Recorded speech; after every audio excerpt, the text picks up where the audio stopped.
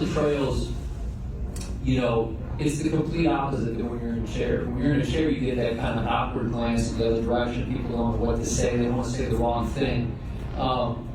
With the bike, it's a totally different thing. It's eyes are immediately wide. They're dark to you, big smiles. What's that? Is that a motor? Is that full suspension? Questions, engagement. Now you're connected. Now you're together. Now you're having a conversation. All of a sudden you're riding together, and then you're having a beer and a burger, and now your world expands. And that feeds your soul. That gives you a purpose. That gives you a drive for life. And now you connect that into the community. Those are the two fundamental building blocks that lead into the adaptive mindset. I call it a mental health device because it's a catalyst for inner transformation.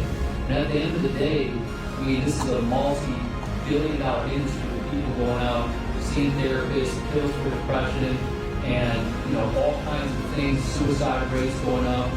To have something like this, be able to free ourselves, to change ourselves, that's priceless. That's priceless. So the bike itself is a mental health device. It's not just an assistive technology. It's not just a mobility device or a mountain bike. It's all of that.